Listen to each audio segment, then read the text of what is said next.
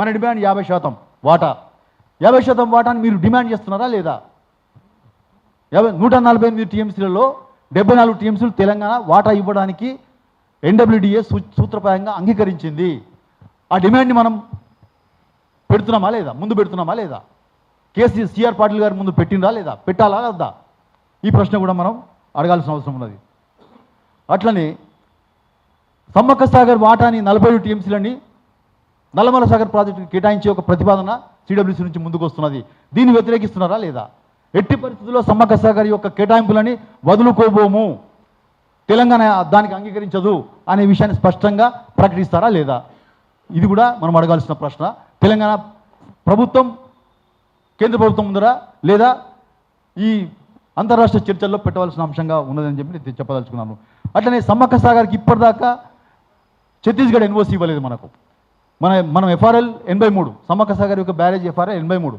ఆ 83 దాకా స్టోర్ చేస్తే ఒక చిన్న వాగులోంచి ఛత్తీస్గఢ్లో ఎంటర్ అయిన తర్వాత ఒక 50 ఎకరాలు 100 ఎకరాలు వాళ్ళకు ముంపు గురవుతుంది, కొన్ని పటాములు మునుగుతాయి. దానికి ఎన్ఓసి ఇవ్వడానికి 5-6 సంవత్సరాలుగా ఛత్తీస్గఢ్ ప్రభుత్వం చాలా సతాయిస్తున్నది. నేను ప్రత్యక్షంగా రాయ్పూర్ వెళ్ళి దాని మీద ప్రయత్నాలు చేస్తే జాయింట్ సర్వే జరిగింది, కానీ ఇప్పటిదాకా ఎన్ఓసి ఇవ్వలేదు. ఎన్ఓసి ఇవ్వడానికి ఎందుకు ఇబ్బంది? ఇవాళ సిఆర్ పాటిల్ గారు చర్చల ద్వారా ఇవన్నీ జల వివాదాలు పరిష్కారాలు చేయాలంటున్నాడు. కాబట్టి ఈ సమ్మక్క సాగర్కి ఛత్తీస్గఢ్ నుంచి ఎన్ఓసి ఇప్పిస్తారా లేదా? ఇప్పించమని మన ముఖ్యమంత్రి అడుగుతారా లేదా? ఇది ఒక ప్రశ్న.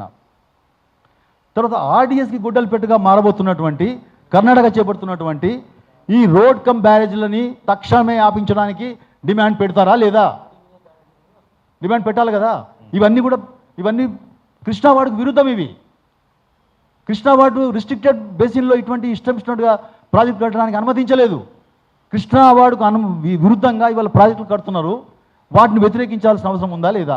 లేకపోతే గతకాల స్మృతి చిహ్నంగా ఆర్డీఎస్ మారబోతే పరిస్థితి దాపురించింది. దీని మీద మన ప్రభుత్వ వైఖరి ఏంటిది? వీటిని ఆపించడానికి మన డిమాండ్ పెడుతున్నారా లేదా? ఇది అడగాల్సిన అవసరం ఉన్నది. తర్వాత గుండ్రేవుల 20 టీఎంసీలు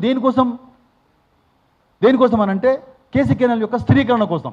కేసీ కెనాల్కి ఇప్పటికే వాళ్ళకు ఆర్డీఎస్ మన సుంకేశ్వరం నుంచి కేటాయింపులు 39.9 టీఎంసీలు ఉంటే వాళ్ళు 60 నుంచి 65 టీఎంసీలు వాడుకుంటున్నారు. ఆల్రెడీ ఆర్డీఎస్లో పొక్కలు పెట్టిండ్రు, తూములన్నీ ఓపెన్ చేసి పెట్టిండ్రు. వాళ్ళలోంచి నీళ్లు నిరాఘాటంగా పోతూనే ఉన్నాయి, వాటిని వాడుకుంటూనే ఉన్నారు. 39.9 టీఎంసీలు వాడుకునే సుంకేశ్వర ఇవాళ 60-65 టీఎంసీలు వాడుకుంటున్నది. అక్కడి నుంచి కాకుండా వాళ్ళు బనకచెర్ల దగ్గర ఎస్కేప్ ఛానల్ ఒకటి ఉంటుంది.